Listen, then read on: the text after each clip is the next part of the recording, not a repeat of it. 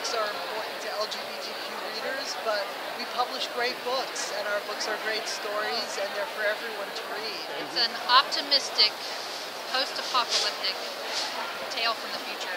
And we do books that are unique and something that American readers don't otherwise have access to.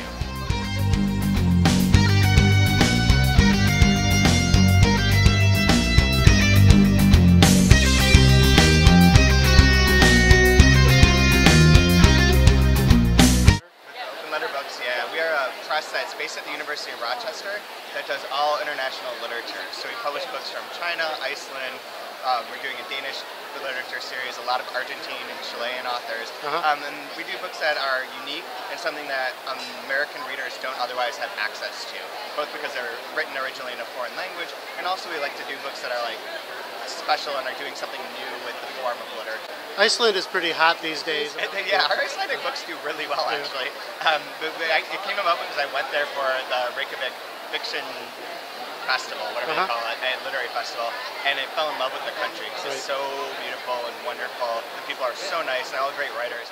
Well, tell me about some of the books you have on display here. The big one we have this fall is Andres Newman's The Things We Don't Do. He was published by FSG with 2 novels over the past couple of years, and this is his first collection of short stories, and it's been featured in the Paris Review. Recently, the title story is in there. But we also have this book, which is fun, because it's about Rochester, New York, where we're based.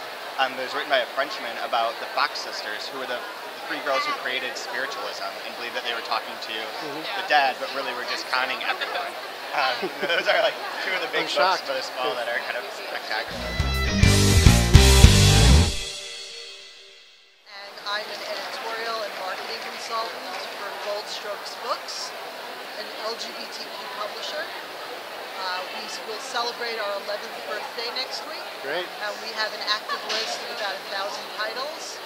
We publish all kinds of general and genre fiction across the full LGBTQ spectrum for adults and young adults.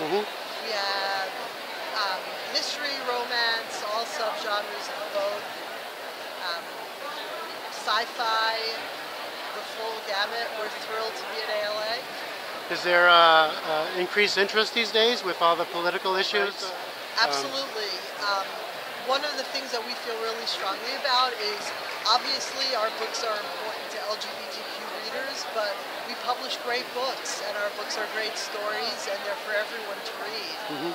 And as times change, the general reading public wants to read great stories, and we have them.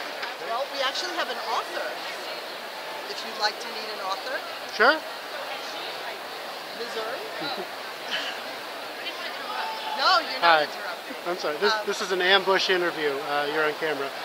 I'm Howard Lovy with Foreword Reviews, and we're highlighting different of the small indie presses, and we're putting you on the spot. Literally. Literally. Yes, literally. What's your name? Missouri Vaughn. And which book is yours? Mine is this one right here. Oh, okay. It's an optimistic, post-apocalyptic tale from the future. Optimistic post-apocalyptic. Yeah. That's different. Well, because most of them are sad and scary, and there's bandits running around eating people, and none of that happens in this book. It's a romance. Well, we do have a very broad publishing program. We do business books, we do personal development books, and we do progressive political books. But I think that the connecting thread is one of it is promoting change, promoting positive change in different areas. And I think also there's a concern with creating humane organizations. And that's true in the political realm, and it's also true in the business realm. I mean, that's kind of one through line for the publishing program. I mean, that's kind of a buzzword these days. Tell me what exactly you mean by change. Creating a more inclusive world, a more equitable world, a more humane world. I hesitate to use the word just because it's so judgy, but a more just world. I mean, you can see that our motto is connecting people and ideas to create a world that works for all. It's intentionally creating a world that works for all. It's intentionally kind of a broad concept, but I feel like when people hear it, they kind of get it. Sisters Are All Right. It's about changing the subtitles, changing the broken narrative of black women in America.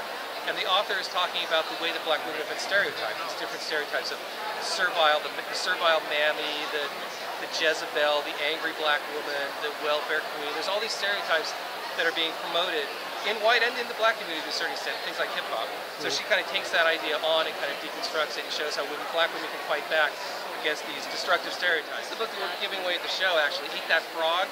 This is our #1 bestseller, maybe #1 bestseller. This is it. And it's just a time management book, but I think really what makes this book work is the clever title. This is to me, this is an example of the way a title can really influence the sales of a book. Because it's fairly straightforward time management advice, but a clever title just hooks people in right away. Do I have to read the book to understand the title? I can explain it to you, but okay. Do you want to hear it? No, we'll read the book. That'll be a good read the book, teaser. yeah.